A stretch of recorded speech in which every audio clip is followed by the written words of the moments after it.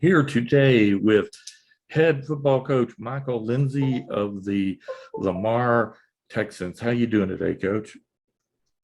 I am doing great, considering the circumstances. No, I'm doing great. All right, so it's May the 1st. You've seen your kids playing a little football so far, but seen them out there in other sports. How are you looking so far? We are really excited. We look great. We started spring ball last week and have got a ton of kids out. I think it's going to be probably definitely a record number under my tenure here as far as the amount of players that we have in our program, but just also just the quality of practices we're getting. It's been really good. And, that considering that, we had several kids that missed last week for the regional track meet, and we have, 3 kids that started on our baseball team that's still rocking and rolling. So, we're excited about that and really proud of our kids in track that did a great job and won the area meet 2 weeks ago. So it's been great. We're doing well. All right. So talk a little bit about who you have coming back, who you don't have coming back, and who's going to step in to fill those roles.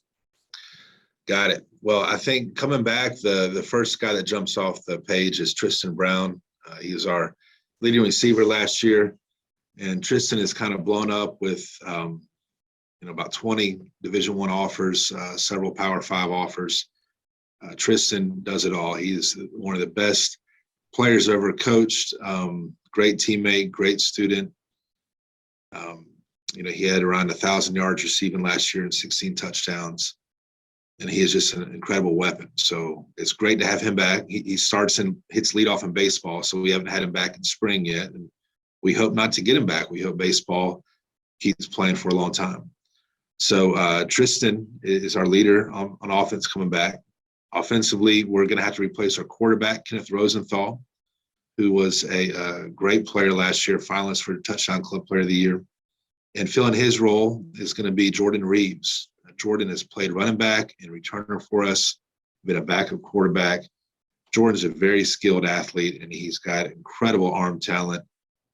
Him having first time in his career, the ability to be at quarterback and get all the reps in practice is going to be really big for him. So we're excited about Jordan. He's got a Power 5 offer as well, and he's doing great.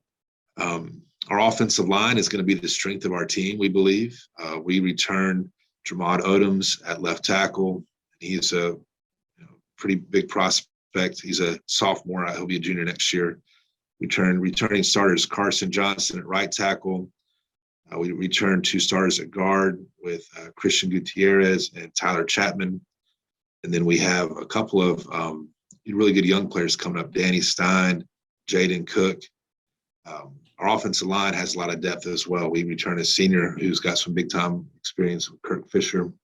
So that's going to be a really fun group. And that's one reason why we're very optimistic is the return of those guys. Also, returning is tight end Jaden Garza. And Jaden has got to be one of the best tight ends in the area. I mean, he has really built himself up.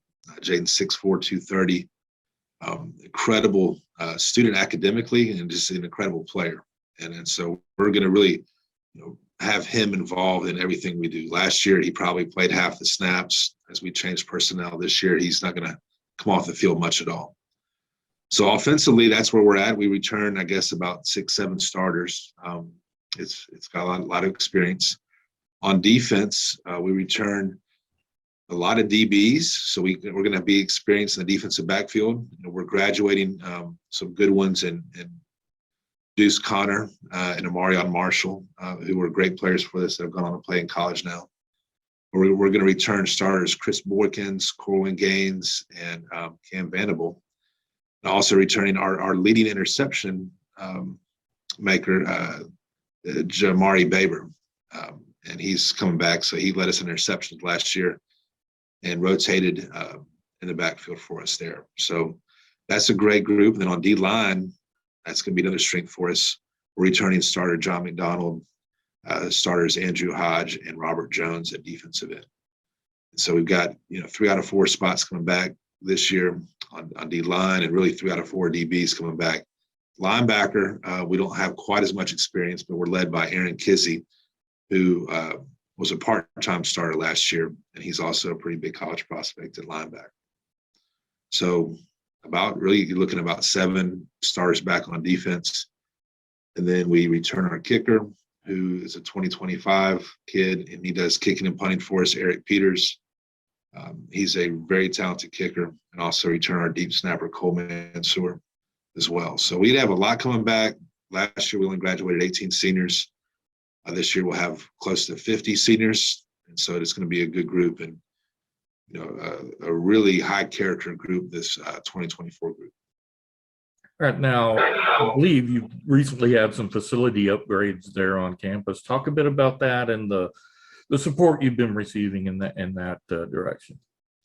Yeah, we had a bond that was fulfilled, about 4 years ago with a new building, and with that, we've got $1 million turf field and 8-lane track made for a couple of years. But the really exciting thing is that we've got lights now on campus, and so that's something that we had to build through our alumni fund and our alumni association. So the lights are going to be turned on for the first time in our spring game, May 19th. So we'll be under the lights the first time on campus, and we're very excited about that. Our green space is really nice here at Lamar. You come here and you see all the fields that we have, and we're not a big plot of land, but we built a 5-story parking garage and really maximized the space the best we could to have a softball field, baseball field, 2 football fields. We've got 1 grass, 1 turf, tennis courts. It's all kind of tightly packed, but it's really a great facility for us. And then not to mention our weight room. Our weight room was funded by Brian Arakpo, former Lamar Redskin. And Brian took that on as a very generous donor. And our weight room is as good as you'll see in high school, in the public schools, especially in the city. All right. Now, you mentioned your alumni association there. That's maybe not unique, but it's definitely not common. Usually it's athletic booster clubs. So talk a little bit about the kids you've had go through there and the way they give back to the community. Yeah, we've got a alumni director that kind of works with the school full time, Fran Callahan, and she has been in that role for, I want to say 15, 20 years. I mean, she predates me, and it's for all areas of Lamar school life. So they built a theater here, and a lot of other improvements on campus.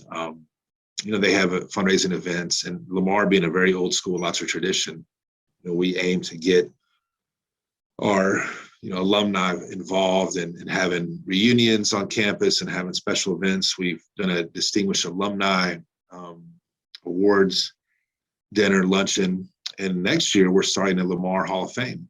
And so we're excited about that. That's something that we've been wanting to do. And right now we're in the planning stages of having that event this time next year to honor all the old greats that have played here. And so we're blessed to have such a generous alumni that has donated not just their money, but also their time and trying to make Lamar just a really unique public school. All right. So shift gears a little bit. You've been around coaching for a few years, Yes, but even a lot of it in Texas, some of it not in Texas,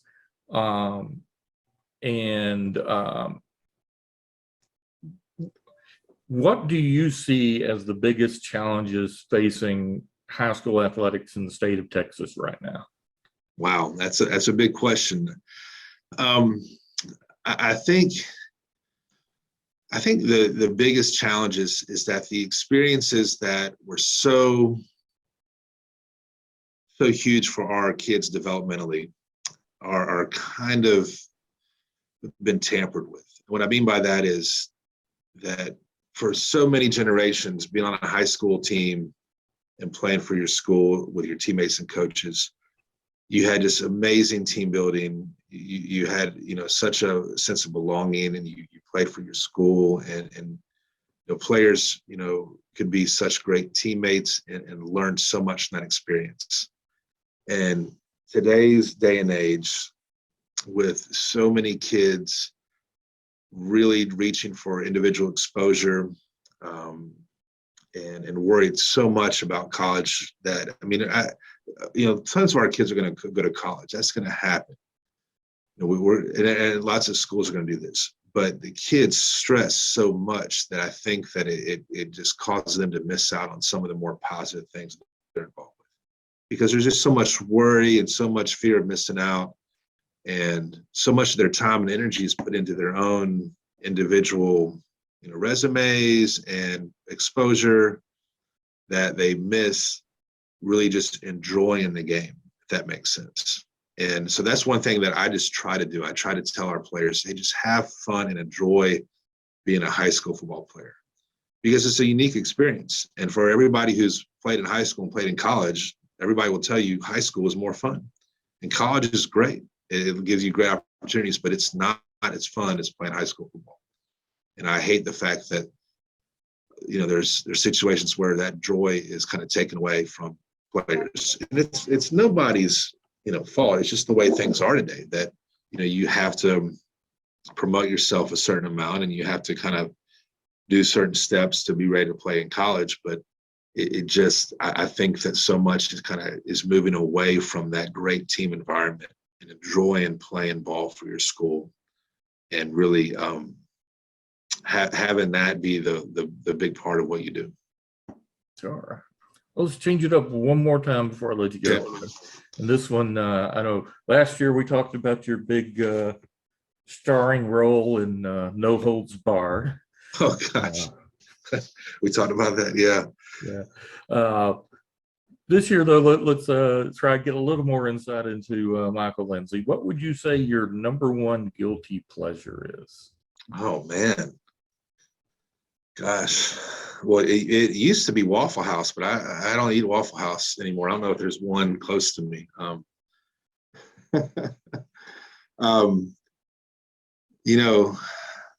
I love playing chess, and I play chess on my phone quite often. So if you see me playing, look like I'm playing a game on my phone, it's probably chess. And so I'm kind of a chess geek. Carson Skotak, who was a great linebacker and graduated playing at Amherst, he's really the first guy on the team that's been able to beat me in chess. And I have been involved in a few games with him. So that's probably a guilty pleasure, is that I spent some time playing chess on my phone app, on the chess app. All right, Coach, well, thank you very much for your time today. I'm sure I will see you out at some 7-on-7 qualifiers here coming up pretty soon, and best of luck in the 2023 season. Thanks, Tony. I appreciate you covering us. Really do. You do a great job.